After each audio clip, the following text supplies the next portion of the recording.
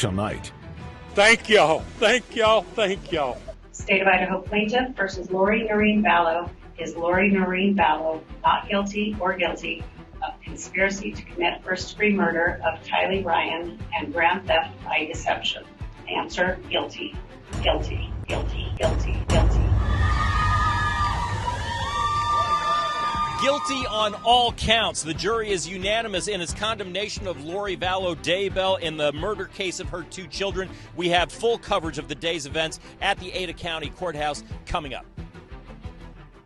This is Idaho News 6 with Karen Lair, Don Nelson, and Roland Barris. Years of waiting and weeks of trial come down to this. A jury finds Lori Vallow Daybell guilty on all charges. The Idaho mom guilty of conspiracy and first-degree murder in the death of her son, J.J. Vallow, guilty of conspiracy and first-degree murder in the death of her daughter, Tylee Ryan, guilty of conspiracy to commit first-degree murder in the death of her husband, Chad Daybell's ex-wife, Tammy Daybell, and guilty of grand theft for collecting Social Security benefits on behalf of the children she murdered. Inside the courtroom, a somber scene as the judge listed the verdicts. An emotionless Lori, stone-faced, as she learns she'll spend the rest of her life behind bars. Prosecutors and family in the courtroom also containing their reactions. But that would change as JJ's grandparents stepped to the podium for a news conference outside of the courthouse. Team coverage on the ground tonight, anchor Roland Barris and reporter Christina Bautista capturing that public response at the county courthouse. Let's head first to Roland to hear from the Woodcocks who set this entire search for justice in motion. Larry and Kay Woodcock were the first to emerge from the Ada County Courthouse after the verdict was read, and in typical form they had an upbeat response that was tempered really only by the memory of their lost grandkids. Jubilation on the courthouse steps. Larry Woodcock, the grandfather of murdered 6-year-old J.J. Ryan, greeted by J.J.'s favorite song as he and his wife walked to the podium. J.J., I love you.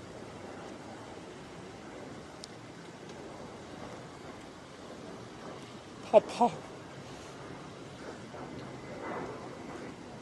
wish you were here in other circumstances. Tylee, Papa loves you. Tammy, I never met you. Tammy, you are part of our life.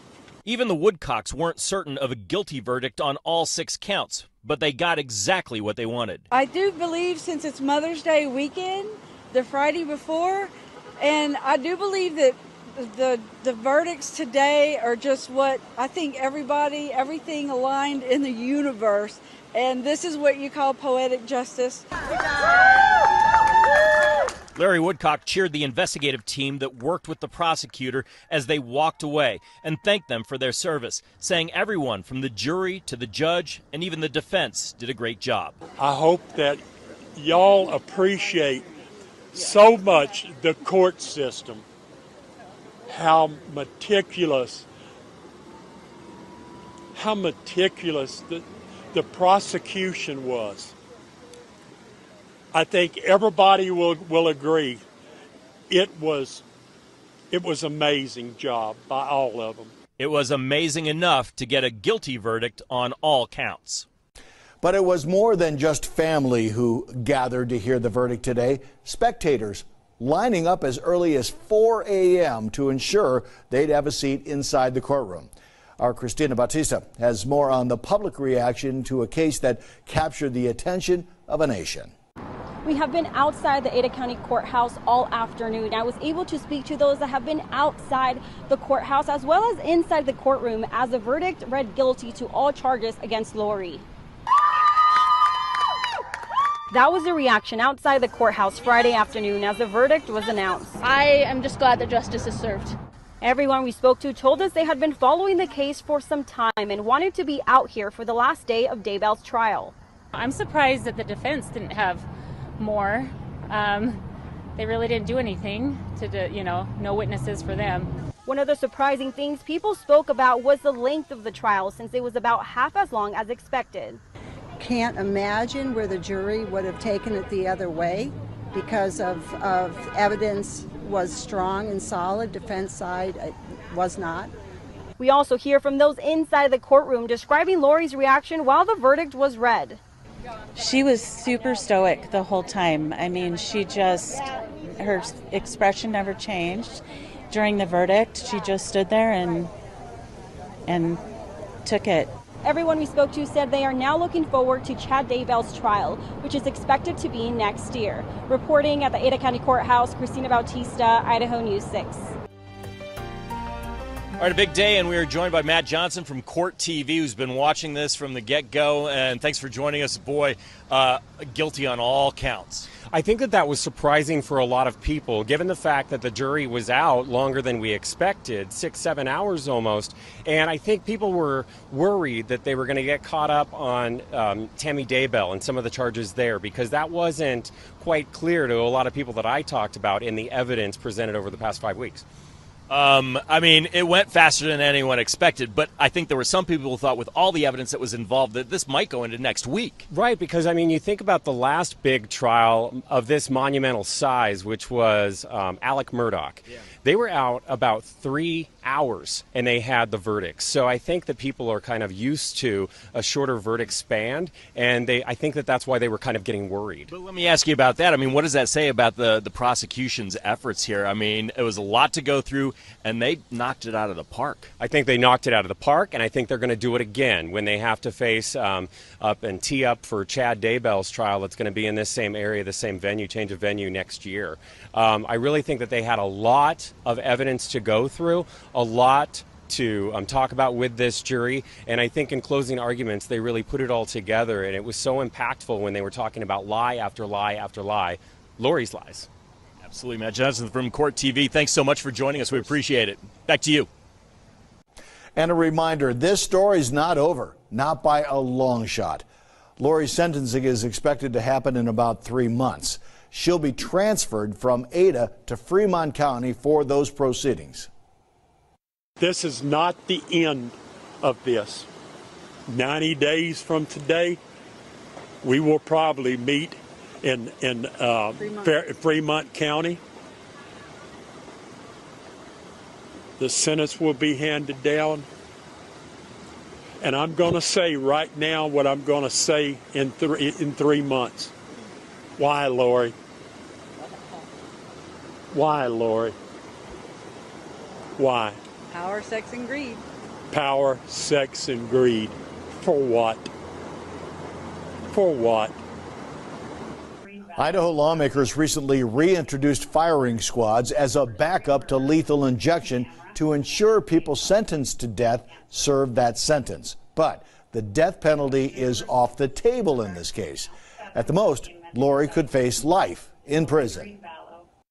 As we've mentioned, this is just the first of 2 trials in the children's death. Lori's husband, Chad Daybell, will be tried separately. And it'll be interesting to see how that plays out. Whether Lori liked it or not, her defense unsuccessfully attempted to paint a picture of her husband as a manipulative man, a doomsday author who brought Lori under his influence. His defense will attempt to prove otherwise.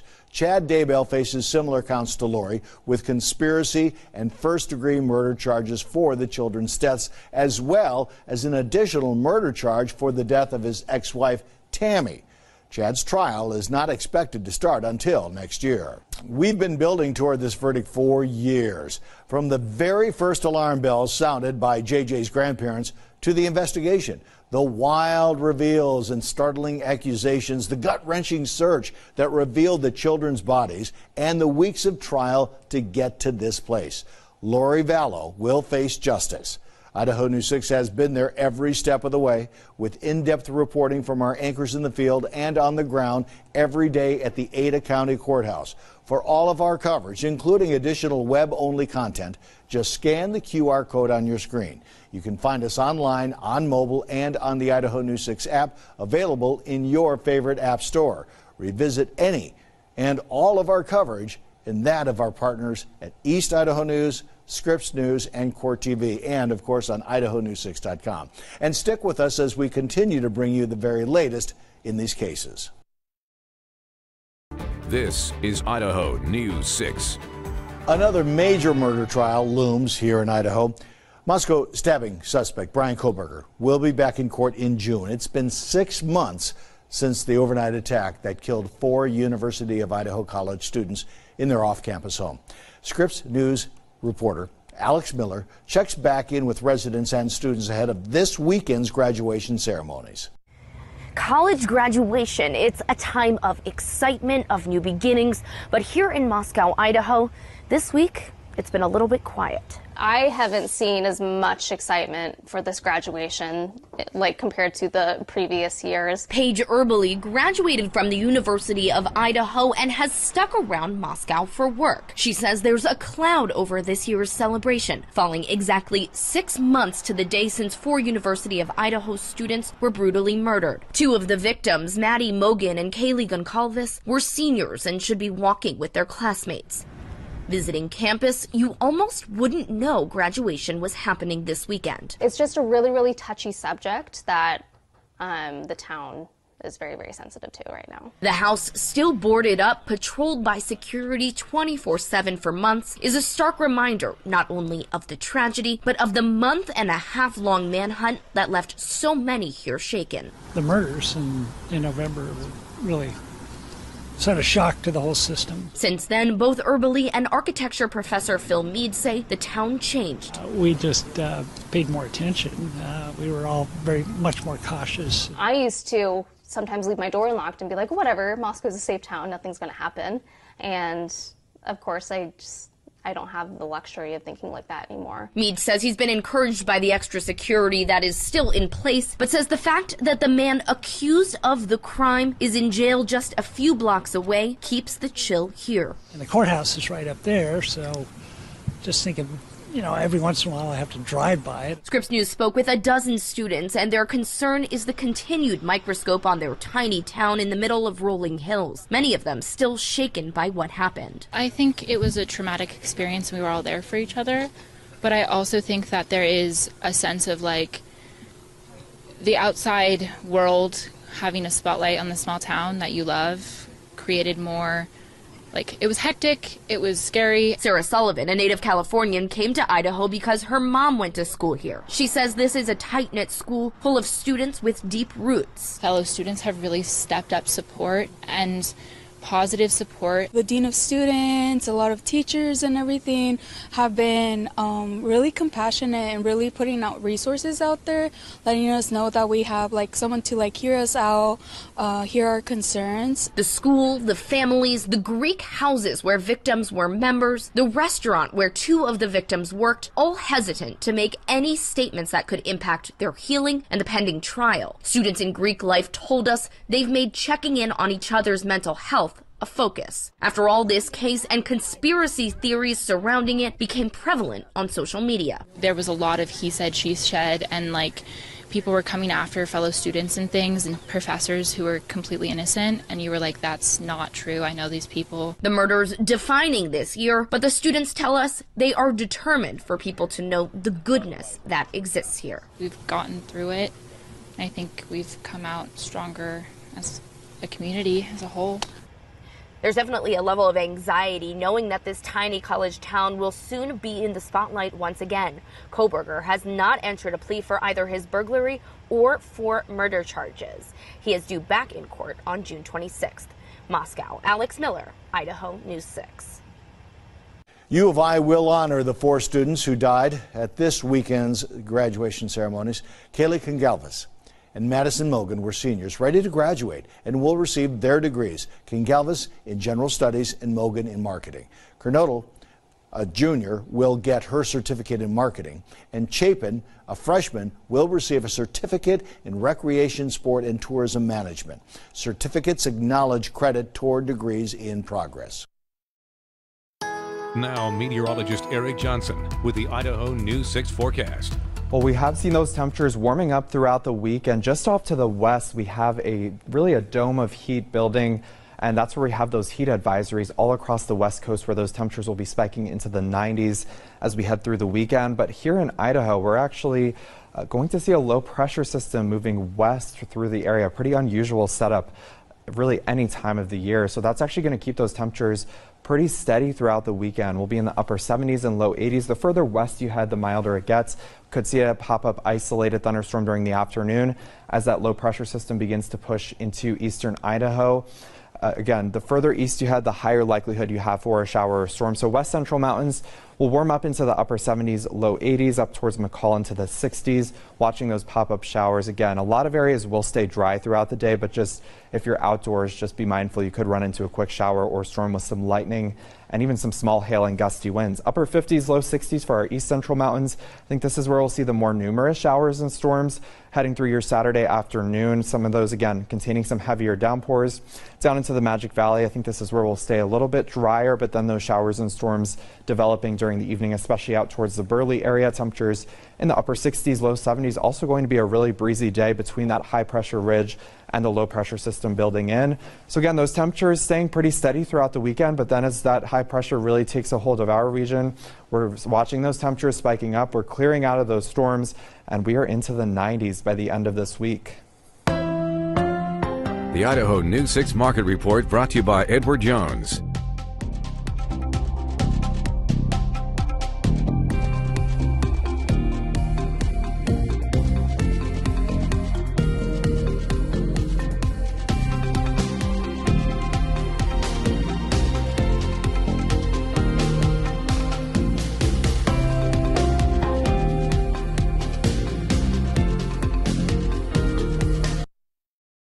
The Allergy Report, brought to you by Boise Valley Asthma and Allergy. Well, we've definitely noticed a little bit of a decrease in our allergies. You may not have been feeling it, but some of that rain and also the cooler temperatures definitely lowering those allergy counts.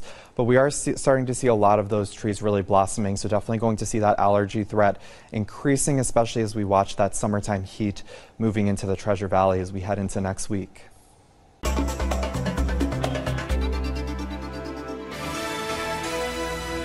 This weekend, you can celebrate people who've survived breast cancer and help support those still battling the challenging disease. The third annual Flock Cancer Street Stroll is this Saturday. The event, put on by a local group that stepped up to fill the need after Komen's Race for the Cure shut down.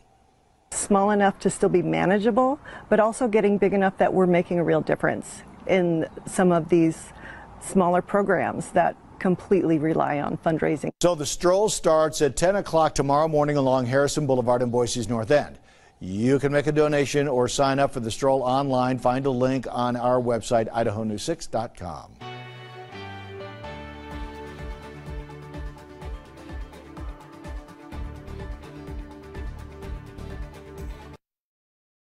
Well, it was a nice and calm and clear day today, but as we do head through the weekend, we are going to be dodging some showers and thunderstorms. And even for Mother's Day, as we head into the afternoon, we will be looking at a couple of pop-up showers and thunderstorms, especially into southwest Idaho and eastern Oregon, but potentially even into the Treasure Valley. And then next week, the heat is on, those temperatures climbing into the upper 80s and low 90s for much of next week.